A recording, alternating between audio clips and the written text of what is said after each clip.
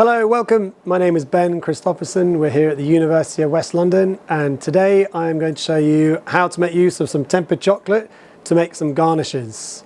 So we're going to look at three basic garnishes: chocolate disc, a chocolate curl, and then something called copeaux, which is a very thin shard or tube of chocolate. And they're all quite easy to make, depending on your skill level and your experience, but there's something that you can definitely practice and something that's used in industry, in contemporary patisserie all the time. The curl is very, very classic, copeaux as well, very classic, and then obviously making discs. You can manipulate them in different ways to make them different shapes, but they're nice and shiny, nice and thin and fine, and you can change the size of the different curls or tubes or discs as you like, but these are good skills to master and to practice. So what I'll do is I'll do each different garnish and introduce you to the equipment that you're going to need. So the first one that I'm going to do is the disc. So you'll need some acetate sheets, which you can buy from a supplier as acetate sheets for chocolate, or if you have a vac pack machine, you could take one of the vac pack sheets and you could trim it. So it's two pieces the same size, and you could use that. And the good news is it's reusable. So once you've used it for chocolate and taken the chocolate off, you can wash it, and then you can take a nice soft cloth.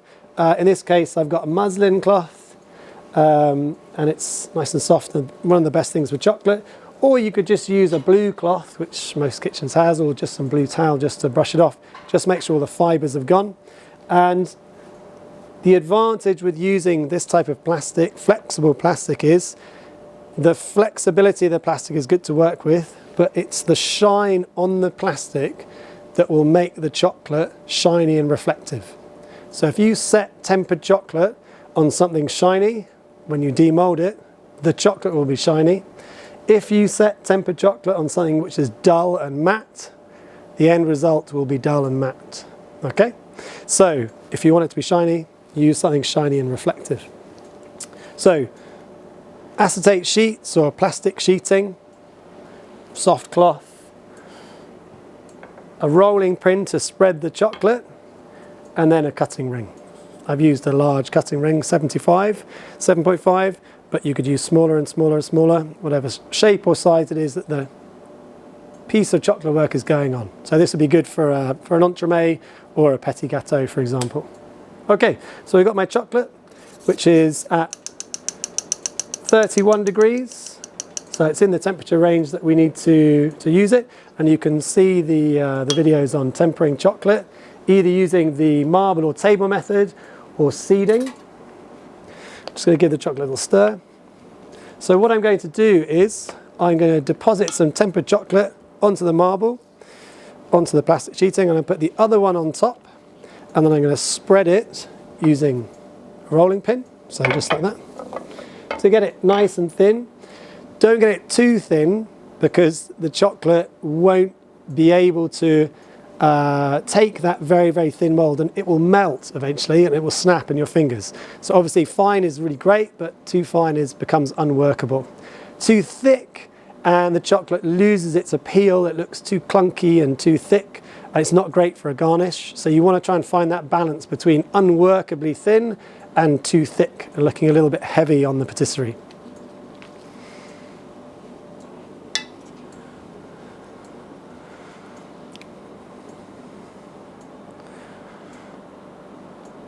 Don't worry too much when you start out about getting the chocolate to cover the whole plastic. Worry about the quality of the products you're going to be using.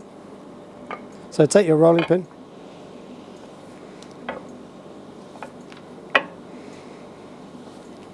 You can, if you really wanted to, you could use a palette knife to spread the chocolate beforehand and then put the other sheet on top. But this is faster and neater, and you get a much more even layer of chocolate. I'm just correcting that piece of plastic on there. And like I said, I'm not worrying about the shape of the chocolate, just worrying about the thickness. So what I'm doing is I'm just having a little look feel, then it feels about right. It's about 1.5 millimeters, which is quite specific, but you need it to be thin, not too thin, and obviously not thick, okay? So chocolate is starting to set and I can feel it starting to firm up, which is great, that's what I want. And what you're going to do now is take your cutting ring and you're going to press it on top and you're going to put lots of pressure and give it a little twist. And what you're looking for is that you've made that shape and that you can see that line goes all the way through. And if you're not entirely sure, you can always just lift it up to the light. Make sure you can see daylight between the ring, okay? You don't have loads of time now because the chocolate's setting, but try and neatly go round. Make use of the space that you've got. That little twist that you do it there, that's really important to make sure that you get that cutter to go all the way through. So a quick check. So they're all almost there. That one there that's got a slight join there, it's not going to worry me too much. You can always go back.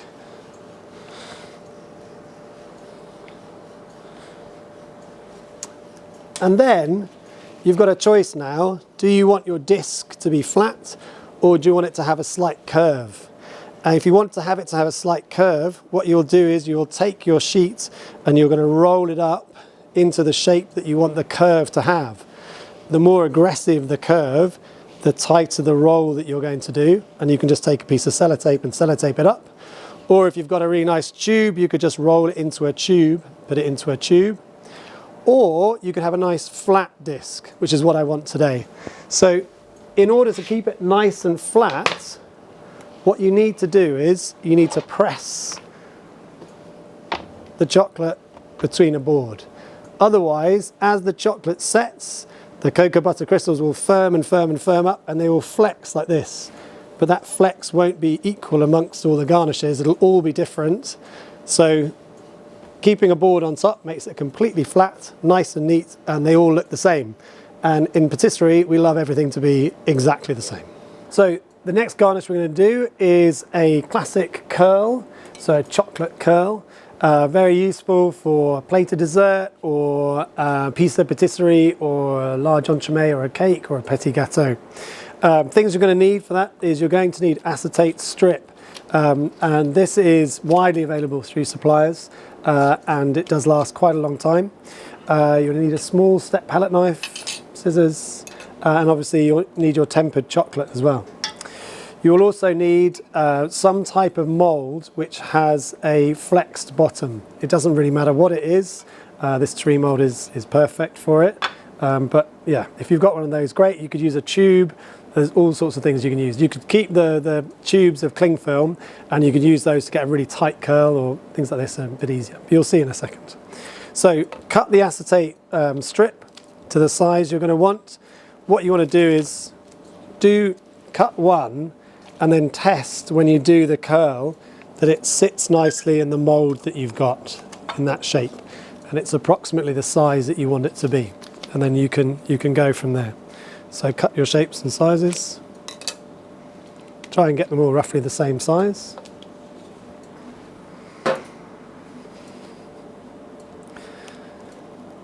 For this purpose, I've allowed my chocolate to cool slightly more. So I would say this is probably at about 29 to 30.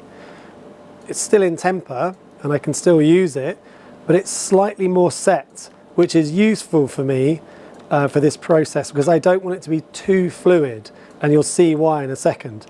The main piece of equipment that I'm going to use here is not a chocolate piece of equipment, and it's an old-fashioned comb. And the comb has the teeth on it, and the teeth down this end are very close together, a bit too close together, but the teeth here are nice and far apart.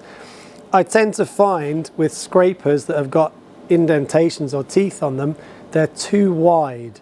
And when you make a curl with those, it's too thick.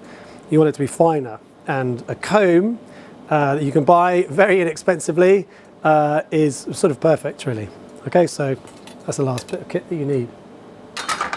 So This does take a little bit of practice, but like I said, the more practice you do, the better. And this is a great one that you can do, which really gets your skills up and is easy to do. It doesn't take too much equipment. So you're going to take a small bit of chocolate and you're just going to position it on the acetate.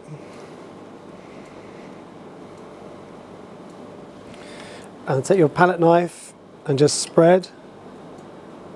Again, just like with the discs, too thin and you won't be able to even pick the curl up. It will melt in your fingers. Too thick and it's going to look a little bit clunky. So I've just moved it. Just going to tidy up the spot where I'm working. Makes my life so much easier. I can just move it around, no chocolate. And then when I work with chocolate, I always have a damp J-cloth just on the side of where I'm working. Just slightly damp. And I can just wipe excess chocolate off. That's got a bit of moisture on it, and I can just dry that on a cloth as I'm working. But if it's there, if I get a bit of chocolate on my finger, when I'm working, particularly in the kitchen, I don't have to go off. I can just take it off and it's done. I don't have to worry about it. Again, it's an experience thing that will really help you not to get chocolate over everything. So while I've been talking, this chocolate is now setting a little bit more, and it's what we call tacky. So you can see this chocolate's slightly thicker, and this chocolate now is going to be getting slightly tacky. You can see it setting.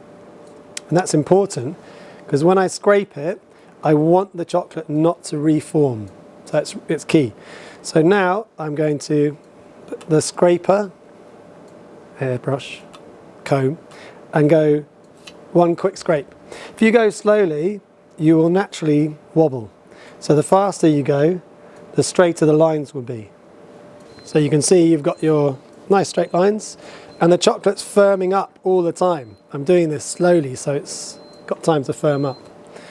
So now what you're going to do is you're going to take opposite ends and twist it into this curl shape, like that. And then you're going to put it, whoopsie, into the mould. Okay? So it's a bit fiddly when you first do it.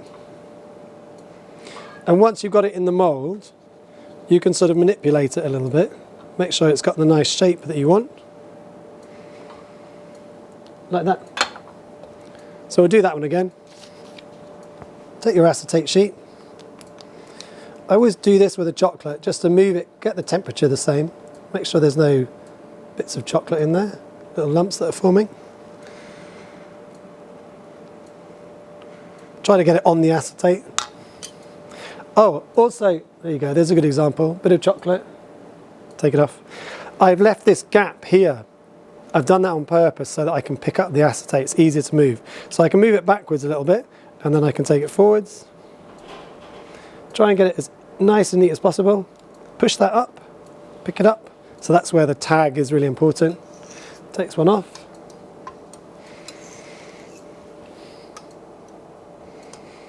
You'll be very tempted when you first do this to think, okay, I'll do another one. Maybe even another one. By the time you've combed the first one, those two will be set. You won't be able to comb them. So just take your time, do one at a time. It will allow it to become tacky and be combed. That tag bit there is very important. So make sure your combs are nice and tidy, they've got no chocolate on them. If there's chocolate left on there, it will move all the chocolate apart and you will get a very unequal comb. Okay, so just check it's nice and tacky. You can see it's tacky. And then one swift motion, get it nice and straight. You can see that it's gone all the way through. This bit's always a bit fiddly. Get the curl shape. And then maneuver the acetate in, and you can change the size of the curl by sort of moving it around a bit. You don't want it too big. You can always snip the curl down a little bit, make it slightly shorter. And then we're just going to allow these to set. The best way to do it is to do it and let them set overnight somewhere cool. But realistically, you probably won't have that much time, so just pop it in the fridge, let it set for about 25 minutes, half an hour, and then take it out. Chocolate will always set better if you set it slower. The slower you set chocolate, the better it is.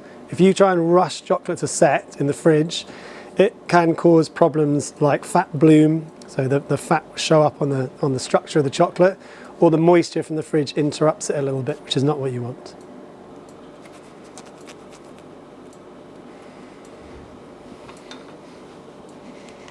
Right, so this is the third garnish that we're going to use with your tempered chocolate. And again, this one is good for a plate of dessert.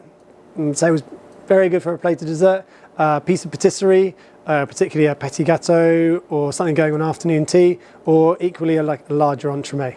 It's called copeaux, and it's a very, very thin, long tube. And you can make them in advance, keep them in a container, sealed container, keep them somewhere nice and cool and dry. You don't have to keep them in the fridge unless it's very hot in your kitchen. Just keep them in the dry store, but just keep them in a small container, as you can do with the other garnishes as well. So for this, the equipment you'll need, you do need a marble for this one. You could use a stainless steel table, but it's a bit trickier. Marble is key. A step palette knife and a chocolate scraper. Importantly, it's got some flex to it. It's almost impossible to do it with, for example, a bread divider, which is solid. It's very difficult. So this is nice and thin and it's flexible. And of course, you've got your tempered chocolate. This is the same chocolate that I've been using all morning and afternoon, which I tempered in one of the other videos, and I've just been keeping it in temper by putting it onto some steaming water and counting to 5 seconds and then giving it a good stir, keeping it in temper. All right, so for this one, the marble does need to be cool, and this is cool, so that's great. You're going to deposit a small bit of chocolate. I'm just going to be really careful to make sure there's no bits in here, bits of set chocolate, because that'll cause problems. A little bit more, and I'm just going to spread it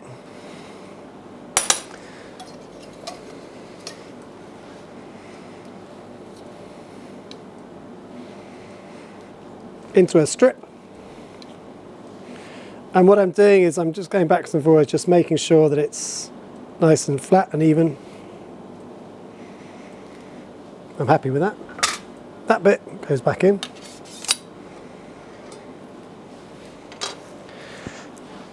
And you'll notice here there's a little thick bit on the side and a little very, very small bit there. I do want to tidy that up because I don't want the ends to be thick. So I'm just going to take that bit off. Similarly on the other side, it will make it nice and neat as well. I'm not worried about that. You'll see why in a second. There you go. So you've got your strip of chocolate, nice and thin.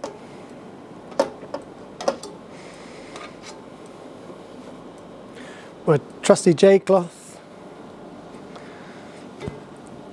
I'm just making sure that's really nice and tidy.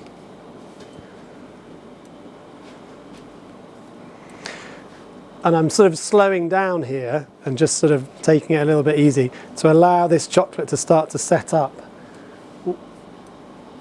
And you can see that it's going tacky. So for example, this is quite set here, but this bit here, you can see it's still a bit tacky.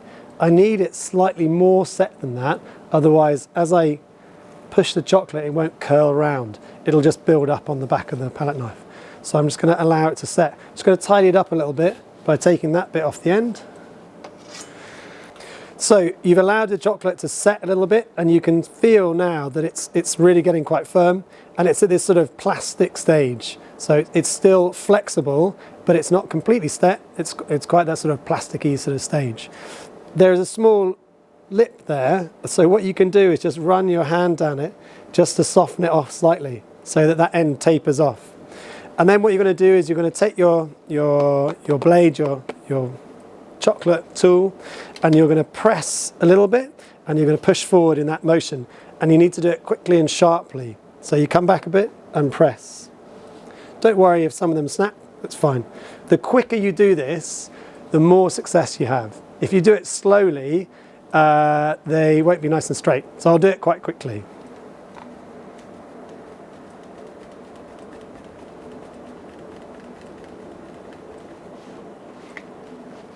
Okay, so that's it. So you can see the quicker you do it, the straighter they will be. If you slow down and try and do it slowly, I'll demonstrate for you, it's quite difficult to do. It goes too thick. So the quicker you do it, the thinner it is. It's still a little bit unset now, but what you need to do is take it off here and transfer it. The best way to do it, make sure your tool is nice and clean, hold it down and just go nice and quickly.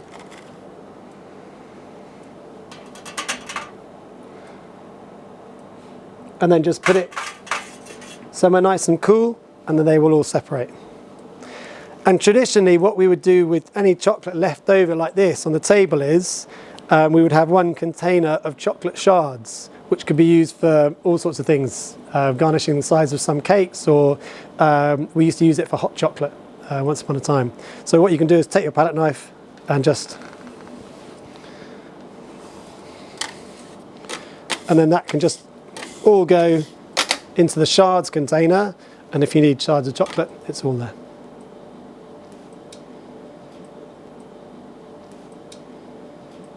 So we've got the other two garnishes here. Just allow them to set a little bit in the fridge because it's quite warm in here today.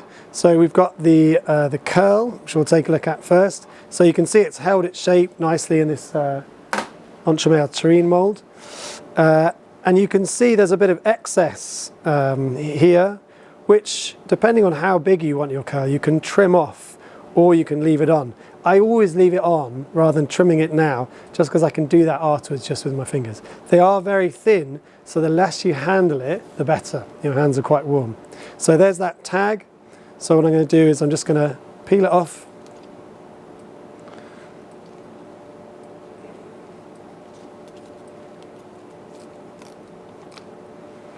And there are your curls, and you can pick them all up and you can put them on. You obviously have to think a little bit about what time of year you're using these garnishes. It's the middle of summer and you're sending out afternoon teas and they've got to sit in the still room or something like that. A very, very fine curl isn't going to be the most suitable. You probably want to do some sugar work to keep that from melting. But winter or spring, autumn is probably better. But that's the shape you're sort of looking for. It's super fine, very, very thin, and will look really attractive, quite pretty on an entremet or an afternoon tea. But these can all be done in advance and kept in a closed container. You can leave them like that before you need them. Gives them a little bit more stability, keeps them in compact together, keeps them from breaking. These can be used again. If you want, you can polish them off and use them again. So there's no need for the wastage there. And all this excess chocolate can either be used in another function, like shards, or can just be put back into your tempered chocolate and put through the process again.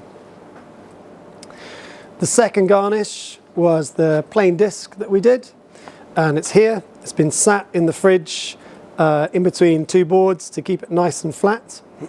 Whenever you set chocolate on plastic or polycarbonate, it is always better to do it overnight.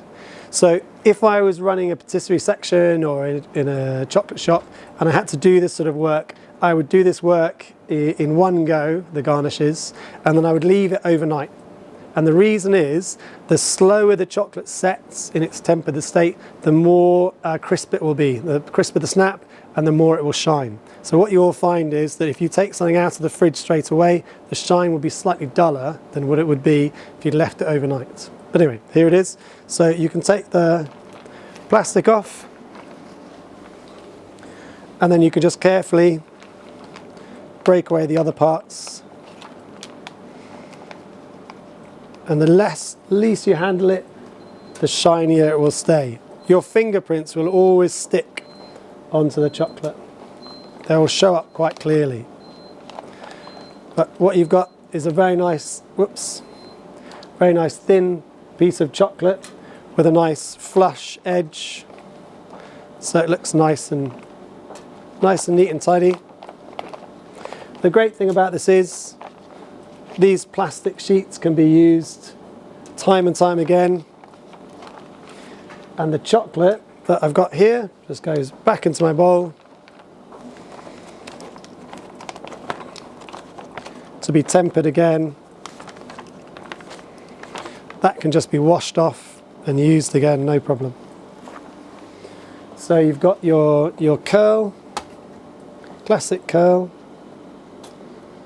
your nice shiny disc, and then the cocoa, which I'm going to handle as little as possible because it's quite thin. But if you use, for example, you pipe on some cream or some chantilly or something and it's got a bit of height to it, adding a piece of cocoa just across the top, sitting on top of it, gives it that extra bit of height, makes it look a little bit more attractive, and it's super fine. So really good to put on afternoon teas, entremets, petit gâteaux, plated desserts as well.